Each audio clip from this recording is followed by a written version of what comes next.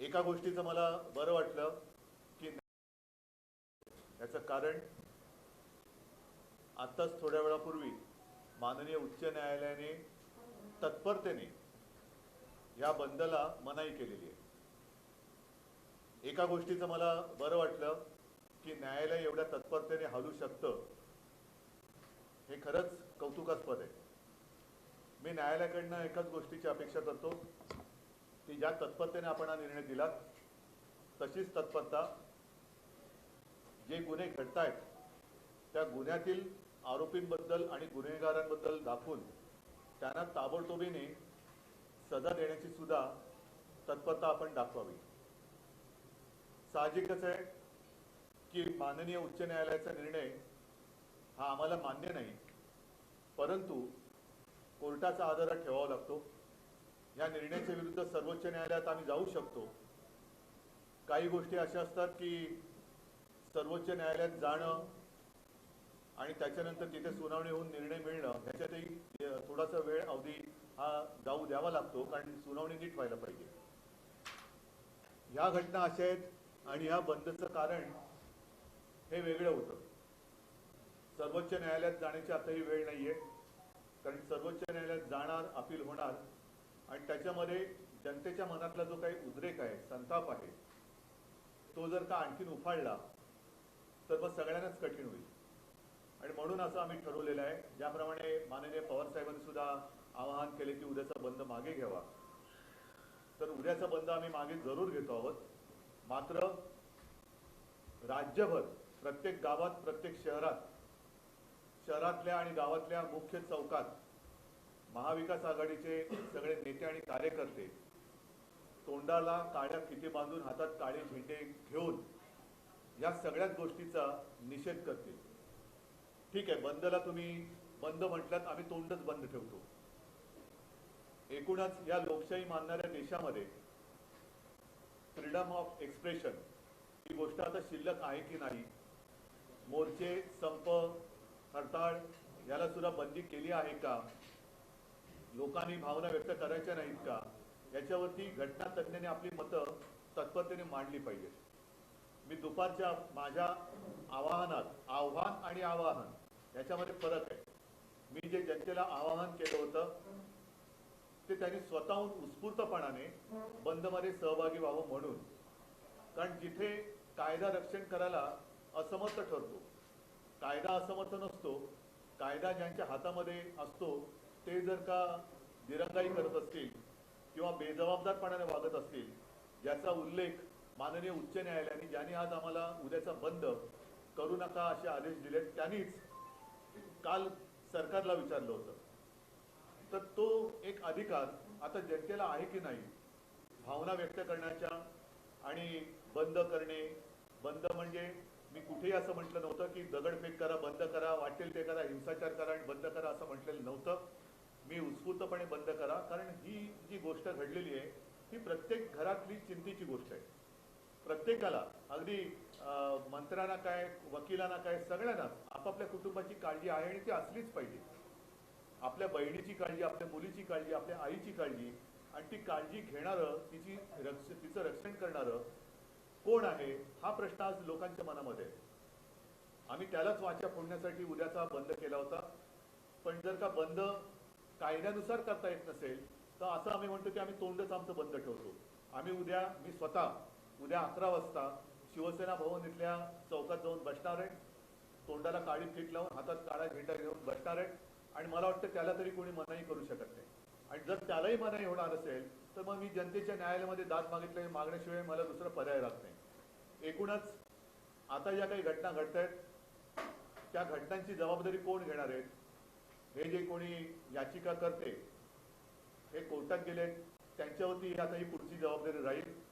घडणाऱ्या गुन्ह्याचा किंवा अत्याचाराची जबाबदारी त्यांच्यावरती, आणि मग उच्च न्यायालय त्याची जबाबदारी घेणार आहे का, हा सुद्धा एक प्रश्न आहे. इथपर्यंत ही पाळी जाऊ नये म्हणून एक कानाकोपऱ्यामध्ये जाग यावी. महिलांवरती अत्याचार करणारे जे नरराक्षक आहेत, नराधम आहेत, त्यांच्यावरती वचक बसावा म्हणून आम्ही हे आंदोलन सुरू केलेलं आहे. उद्याचा बंद जरी आम्ही मागे घेत असलो तरी हे आंदोलन थांबणार नाही.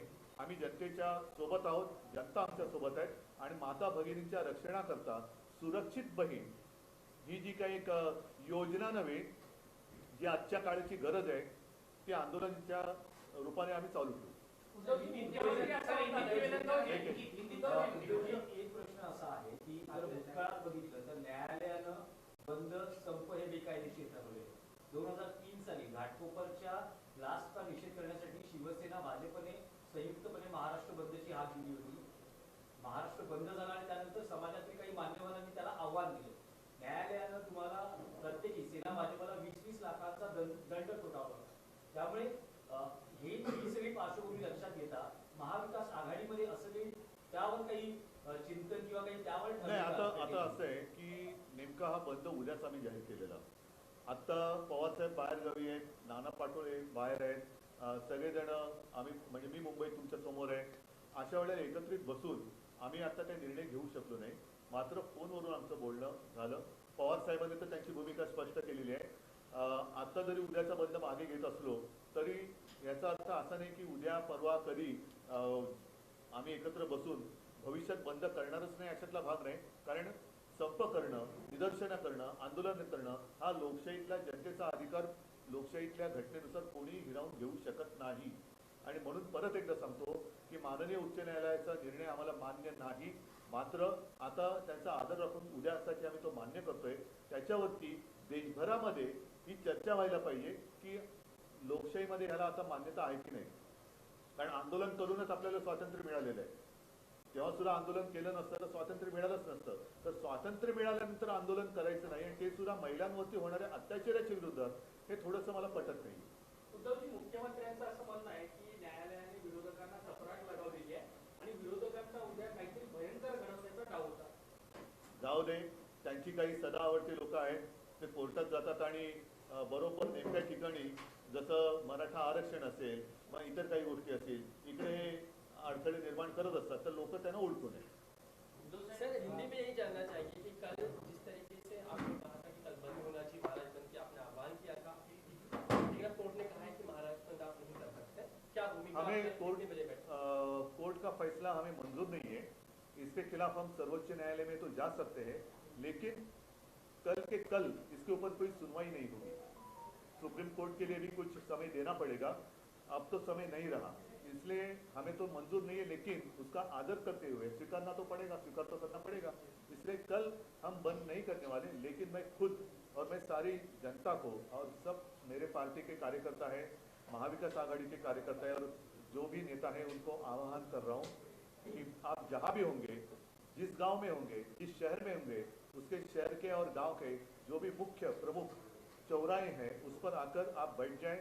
मैं 11 बजे जाऊंगा. 2 घंटे तक तो एक आंदोलन तो करना ही पड़ेगा और मुंह पे काली पट्टी, हाथ में काला झंडा लेकर हम उसका विरोध करेंगे. आप खुद शिवसेना भवन के सामने बैठ के बात कर रहे हैं, लेकिन ऐसे में आपके इस आह्वान को देखते हुए क्या आपको लगता है कहीं ना कहीं खुद स्फूर्तता से लोग बंद का बांध पाल सकते हैं?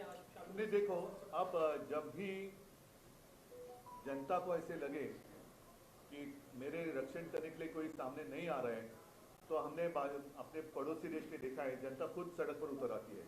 हम तो यही चाहते हैं कि वो जो स्थिति बांग्लादेश में हुई वो अपने हिंदुस्तान में नहीं होनी चाहिए. और इसलिए जनता की जो भावना होती है उसको एक आवाज देनी चाहिए. कोई तो उसको सुनने वाला चाहिए. हम जनता को लगना चाहिए अरे भाई ये मेरे साथ है. तो यही कोशिश हम कर रहे हैं और हम करते रहेंगे. ये आंदोलन रुकेगा नहीं. मैं जल्दबाजी कहना ठीक नहीं है, लेकिन तत्परता, उसको हिंदी में क्या कहते हैं पता नहीं. कोर्ट ने इस मामले पर सुनवाई की और फैसला दिया. मैं अभी अपेक्षा करता हूं कि जो केस है बदलापुर की केस, उस केस पर भी कोर्ट फास्ट ट्रैक क्या होता है वो दिखाएगी और जो भी गुनेगार है उसको सजा सुनाएगी. न्यायालयानं बदलापूर घटनेची सुमोटो दखल घेत जे काही भाष्य केलं काल सरकार आणि पोलिसांनाही. आता ती चपराक सरकारला आणि मुख्यमंत्र्यांना नाहीये का? काल कोर्टाने जे थोबडवलं हा थोबडवला हा शब्द मी मुद्दाहून वापरला, तो मुख्यमंत्र्यांना आणि सरकारलाच केले ना. नाही, पण आज सकाळी तुम्ही न्यायालयाच्या भूमिकेचं कौतुक केलं. आता पण करतोय, आता सुद्धा कौतुक करतोय. त्यावेळेस तुम्ही नाराज नाही, आहात. आता सुद्धा न्यायालयाच्या भूमिकेचं कौतुक करतंय की न्यायालय एवढ्या तत्परतेने हलू शकतं हे या निमित्ताने समजलं. आणि तीच तत्परता आम्हाला या मूळ ज्या कारणासाठी हे आंदोलन सुरू झालेले आहे त्या कारणासाठी आता कोर्टाने दाखवावी आणि तत्परतेने जे आरोपी आहेत त्यांचे गुन्हे साबित करून त्यांना फासावर लटकावं. बदलापूर प्रकरणानंतर अनेक प्रकरणं जी आहेत महाराष्ट्रातली या 2 दिवसात महिला अत्याचारांची पुढे आली, रोज येत आहेत. त्यामुळे कुठेतरी महाराष्ट्रात कायदा सुव्यवस्था नाहीये म्हणायचं. तेच तर माझं म्हणणं आहे आणि त्याच्यासाठी आम्ही हे आंदोलन करतो आहोत. आणि ज्या पद्धतीने सरकारची जबाबदारी झटकते, नुसती झटकत नाहीये तर नराधमांना पाठीशी घालते.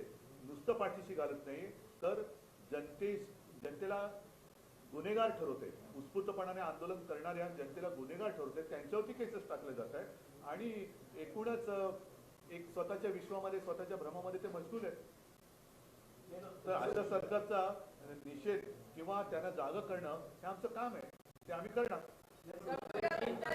आंदोलन ठरवताना महाविकास आघाडीच्या नेत्यांमध्ये एकवाक्यता नव्हती का? कारण आपण कुठलं हे जे आंदोलन आहे बंद, हे जे आंदोलन नाही, एक वाक्यता होती म्हणून तो बंद केला होता. नीट लक्षात घ्या, आता हा निर्णय संध्याकाळी आलेला आहे. आम्हाला या निर्णयाची अशी अपेक्षा नव्हती, कारण लोकशाहीमध्ये आपल्या आंदोलन करण्याला बंदी नाहीये. जर त्याच्यात हिंसाचार झाला, त्याच्यामध्ये काही घटना घडल्या तर त्यानुसार गुन्हे दाखल केले जातात, अटका केल्या जातात आणि पुढची कारवाई होते. पण जिथे मी स्वतः पुढे येऊन सांगितलं होतं की उत्स्फूर्तपणाने स्वतःहून सामील व्हा, कारण प्रत्येकाला मुलं बाळं आहेत, प्रत्येकाच्या घरामध्ये मुली आहेत, आई आहे, बहीण आहे, सगळे आहेत. तर त्यांच्यासाठी म्हणून हे आंदोलन आहे. हे आंदोलन थांबणार नाहीये. जर का तुम्ही बंद आम्हाला करायला देत नसाल तर आम्ही असं म्हणतो की तुम्ही आम्हाला तोंडच उघडू देत नाही, तर आम्ही 11 वाजता उद्या मी स्वतः शिवसेना भवनच्या चौकात येऊन बसणार आहे. तसंच राज्यातल्या सगळ्या नेत्यांना मी सांगतोय, जनतेला सांगतोय की आपापल्या गावात, आपापल्या शहरात, प्रमुख चौकात तोंडाला काळी पट्टी बांधून हातात काळे झेंडे घेऊन ह्या नराधमांचा निषेध करायला बसा आणि सरकारच्या असंवेदनशीलतेचा निषेध करायला आपण बसा.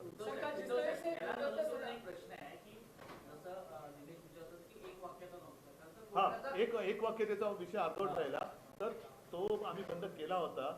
संध्याकाळी निर्णय आल्यानंतर साहजिकच पवारसाहेब बाहेरगावी आहेत, मी इकडे बसलो. मगाशी मी तुम्हाला सांगितलं नाना पाटोळे एकीकडे आहे, तर आम्ही फोनवरती बोललो आणि फोनवरती बोलून उद्याच्या कार्यक्रमाने ठरवलेलं आहे. पण एक म्हणजे यामध्ये असं दिसतं पवार साहेबांनी एक वेगळं ट्विट केलं. हो काँग्रेसने हो, कारण आम्ही एकत्र एका गावात नाही आहोत. एकत्र जर यावर असं आमचं एकत्र ट्विटर हँडल नाही आहे आणि आम्ही जास्त ट्विट करत नाही.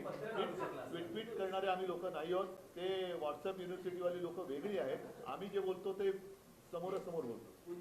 पहिला प्रश्न असा आहे की हायकोर्टाचे नियम तर सगळ्यांनाच माहिती, तर याची पूर्वकल्पना आपल्याला महाविकास आघाडीने किंवा आपल्याला काही वैयक्तिक हायकोर्टाचा नियम नसतो, नियम घटनेचा असतो. हा. नियम घटनेचा असतो, निर्णय कायदा घटनेचा असतो. घटनेमध्ये कायद्याचा उल्लेख असतो, कोर्टामध्ये नसतो. कोर्ट त्याचं पालन करतं. त्याच्यामुळे आजपर्यंत कधी असं झालेलं नव्हतं आणि याच्या विरोधात आम्ही सर्वोच्च न्यायालयात जाऊ शकतो. पण उद्या बंद असल्यामुळे, बंदचं आवाहन केल्यामुळे आजच्या आज आम्हाला काही सुप्रीम कोर्टात जाणं शक्य नव्हतं. मात्र लोकांच्या मनामध्ये जी खदखद आहे त्या खदखदीला जर का आता आम्ही नीट वाचा फोडले नाही तर आणखीन काहीतरी अघटित घडू शकतं. बदलापूर झालं, कोल्हापूर झालं, आणखी काही इथे नाही, मी सकाळी तुमच्यासमोर यादीच वाचून दाखवली ना. छोट्या छोट्या घटना घडतात. जर समजा उद्या म्हणजे या पुढच्या काही महिन्यांमध्ये म्हणजे या आठवड्यानंतर 2 दिवसानंतर किंवा एका महिन्यानंतर जर वेळ आली तर परत महाराष्ट्र बंदची हाक देऊ शकता सर्वोच्च नाही, न्यायालयात ती मला असं वाटतं की ती जबाबदारी आता याचिकाकर्त्यांनी घ्यावी की याच्यापुढे काही अशी दुष्कृत्य घडली तर त्यांनी व्यक्तिगत जबाबदारी घ्यावी आणि सन्माननीय उच्च न्यायालयाने पण ती घ्यावी. कारण शेवटी कायदा पाळण्याची जर सरकारची तयारी नसेल, त्यांचे पोलीस जर तक्रार नोंदवून घ्यायला उशीर करत असतील तर कोर्टाने त्यांना भाग पडलं पाहिजे. अशा अनेक गोष्टी कदाचित कोर्टापर्यंत पोहोचतही नसतील किंवा उघडकीसही येत नसतील. याला जबाबदार कोण? आणि म्हणून उद्याचा बंद होता. तरी देखील मी परत सांगतो, आंदोलन आम्ही थांबवणार नाही. महाराष्ट्राच्या कानाकोपऱ्यामध्ये जाग आणल्याशिवाय आम्ही स्वस्थ बसणार नाही आणि असे गुन्हेगारांना सजा दिल्याशिवाय आम्ही थांबणार नाही. तो ये आंदोलन किस रूप में होगा? आप लोग खुद सेना भवन के नीचे बैठेंगे, लेकिन हर महाराष्ट्र के महाराष्ट्र के हर कोने में जहाँ भी मेरे लोग हैं वो खुद, और मैंने तो कहा, मेरे नाना पाटोले जी से बात हुई है, जयंत पाटिल जी से बात हुई है, और सारे लोग, मेरे पार्टी के कार्यकर्ता, पार्टी के स्थानिक नेता जहां भी रहेंगे उस गांव में और हर शहर के प्रमुख चौराहे पर आकर मुंह पे काली पट्टी और हाथ में काला झंडा लेकर बैठ जाएंगे। समय क्या रहेगा सर इसका? 11 से 1-2 घंटा तो हम बैठेंगे। सर गुणरत्न सदावर्ते जिस तरीके से कोर्ट में चले गए, क्या नहीं, आपको छोड़ लगता है दो। कि सरकार की ओर से कहीं ना कहीं षड्यंत्र करने की कोशिश की? हो सकती है मुद्दे पर बात, है। हो सकती है बात, हो सकती है। अचानक कोई भी उठता है और अदालत में जाता है, लेकिन मुझे दुख इस बात का है जिसके खिलाफ वो गए वो उनको शोभा देने वाली बात नहीं थी। माँ और बहनों का जहाँ सवाल आता है तो ऐसे विषय में कोई बीच में आता है तो उसको शोभा देने वाली बात नाही। आणि मी परत सांगतो की हे आंदोलन विकृतीच्या विरुद्ध आहे। सुसंस्कृत आणि संस्कृती ज्याला आहे त्या प्रत्येक नागरिकांनी या आंदोलनात सहभागी झालं पाहिजे। हे आंदोलन प्रत्येकाच्या घरातल्या माता भगिनींसाठी आणि मुलीबाळींसाठी आहे। ठीक आहे, चला, धन्यवाद सगळ्यांना। जय महाराष्ट्र।